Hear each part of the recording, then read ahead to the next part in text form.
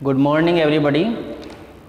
Students, yesterday we learned about direct method of coefficient of correlation.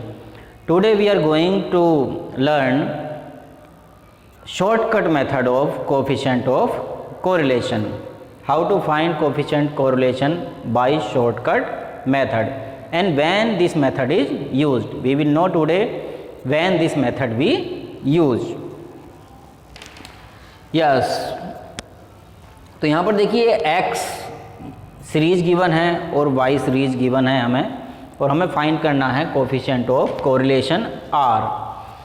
तो यहाँ पर अगर हम एक्चुअल मीन मेथड यूज करते हैं जो डायरेक्ट मेथड है, तो उसके लिए हमें इसका एक्चुअल मीन फाइंड करना पड़ता है. एक्चुअल मीन का फॉर्मूला होता है x bar is equal to sigma x upon n. तो यहाँ पर इसका हम टोटल करेंगे तो इसका सम टोटल इसका आ गया 125 और नंबर्स कितने 1 2 3 4 5 6 7 8. तो 8 से इसको जब हमने डिवाइड किया तो ये आया हमारा इसकी वैल्यू 15.625 x बार मीन्स एक्चुअल मीन. अब इसमें देखिए अगर एक्चुअल मीन में हम x यहाँ पर फाइंड करते हैं तो हमें 10 में से फिर 15.625 माइनस करना पड़ेगा, 12 में से 15.625 माइनस करना पड़ेगा. तो ये बहुत ज़्यादा प्रॉब्लम हमें हो जाएगी क्योंकि बहुत सारे पॉइंट्स हमें डेसिमल में बार बार माइनस करने पड़ेंगे और फिर इसी तरीके से y में भी होगा. तो इसलिए जब हमारा एक्चुअल मीन डेसिमल में आता है तब उस समय हम यूज करते हैं शॉर्टकट मेथड. ओके, तो यहाँ पर हम डायरेक्ट मेथड यूज नहीं करेंगे क्योंकि हमारा एक्चुअल मीन किस में आ रहा है, डेसिमल में.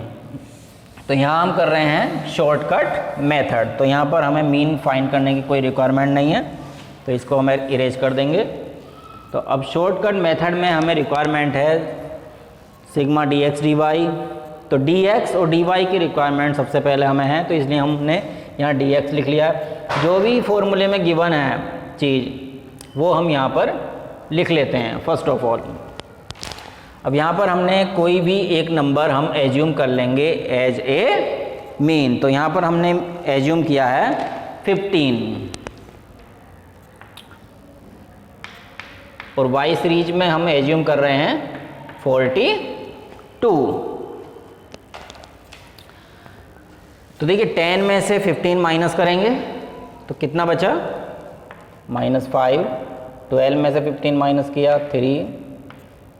18 में से करेंगे तो प्लस का बचेगा 3.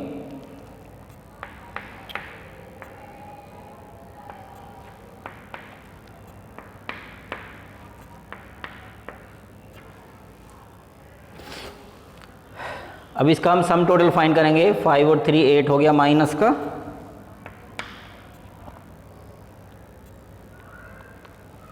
13 हो गया प्लस का. तो प्लस माइनस माइनस हो गया. 13 में से 8 गया, कितना बचा 5. तो ये आ गया हमारा 5 सिग्मा डी एक्स. अब यहाँ पर डी एक्स स्क्वायर फाइंड करेंगे. 5 5 जा 25, 3 3 जा 9.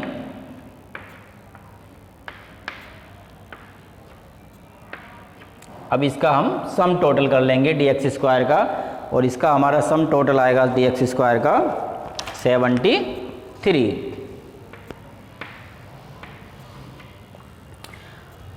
डी वाई फाइंड करने के लिए 30 में से हम माइनस करेंगे 42. तो कितना बचा 12. 35 में से माइनस करेंगे 42. 7. 45 में से किया 3 प्लस 2 0. 48 में से 42 माइनस की कितना बचा 6 5 4. 7 7 जा 49, 3 3 जा 9, 2 2 जा 4.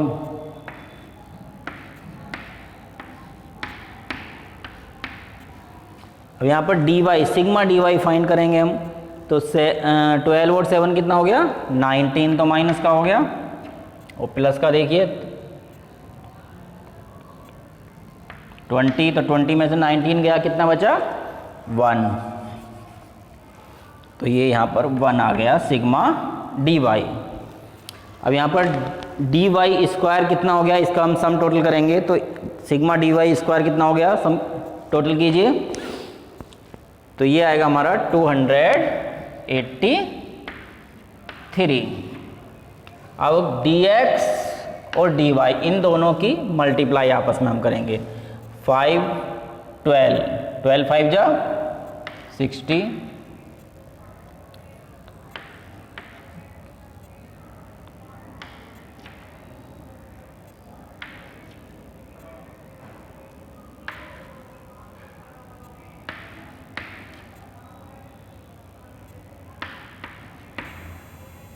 4 2 जा 8। अब sigma D X D Y के लिए इसका हम सम टोटल कर लेंगे, तो इसका टोटल हमारा आ जाएगा 139। अब सारी वैल्यूज़ हमें पता चल गई हैं, अब ये सारी वैल्यूज़ हम फॉर्मूले में पुट कर देंगे। तो यहाँ पर sigma D X D Y कितना हो गया 139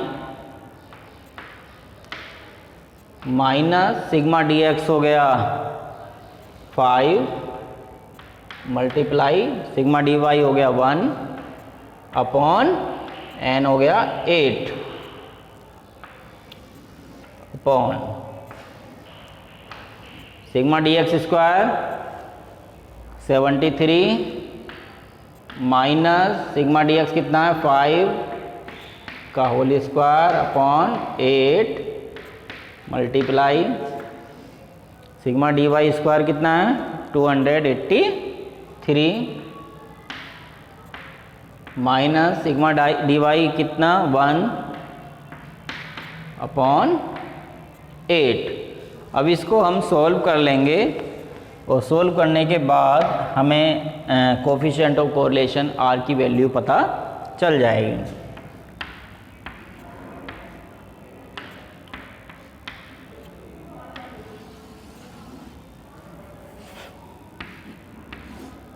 (73 माइनस 5 5 जा 25 अपॉन 8 मल्टीप्लाई 283 माइनस 1 1 जा 1 अपॉन 8।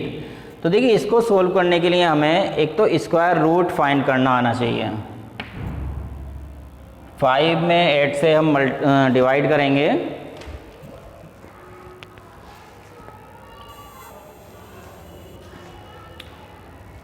तो 5 को 8 से हम डिवाइड करेंगे तो ये आ गया 139 माइनस 0.625 अपॉन 73 माइनस 25 में डिवाइड करेंगे हम 8 से 25 अपॉन 8, तो ये आ जाएगा हमारा 3.125।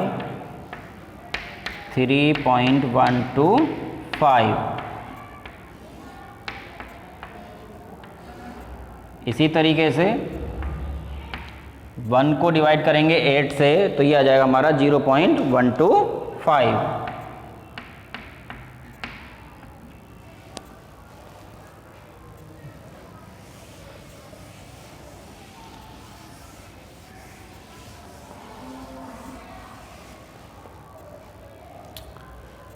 अब देखिए यहाँ पर 139 में से माइनस करेंगे 0.625, तो ये माइनस करके हमारा बचेगा 138.38 अपॉन 73 में से 3.125 माइनस करेंगे तो ये बचेगा 69.875 मल्टीप्लाई 283 में से माइनस करेंगे 0.125, 283 में से जब माइनस करेंगे 0.125 तो ये हमारा बचेगा 282.875 0.875।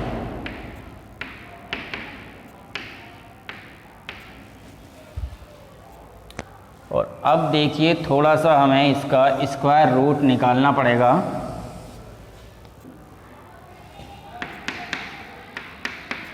वन 138.38 अपॉन 69.875 का स्क्वायर रूट हम फाइंड करेंगे। तो इसका स्क्वायर रूट फाइंड करेंगे हम, तो इसका आंसर आएगा 8.36।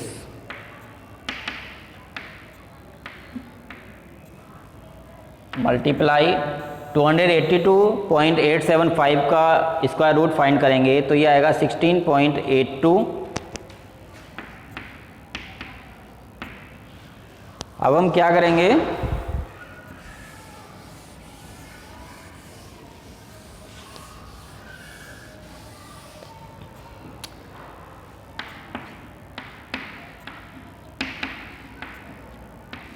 एट 8.36 में मल्टीप्लाई करेंगे 16.82 की, तो इन दोनों की मल्टीप्लाई करने के बाद आंसर आएगा 140.61।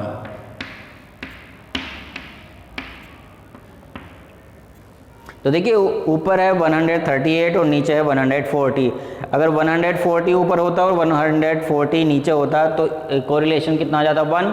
तो इसका मतलब अब 1 से थोड़ा सा कम आएगा। तो ये आइडिया हमें लग रहा है इसको देखकर। तो इसको डिवाइड कर लेंगे तो इसके बाद इसका आंसर आ जाएगा 0.98 प्लस। तो इस समय पता चल रहा है कि कोरिलेशन कैसा है, पॉजिटिव कोरिलेशन है और हाई डिग्री ऑफ कोरिलेशन है। मतलब एक्स और वाई सीरीज में बहुत अच्छा कोरिलेशन, बहुत ही ज़्यादा इनमें दोनों में कोरिलेशन है। मीन्स एक अगर बढ़ रहा है तो दूसरा भी बढ़ेगा और एक अगर घट रहा है तो दूसरा भी घटेगा। दोनों में पॉजिटिव कोरिलेशन है, बहुत अच्छा कोरिलेशन है।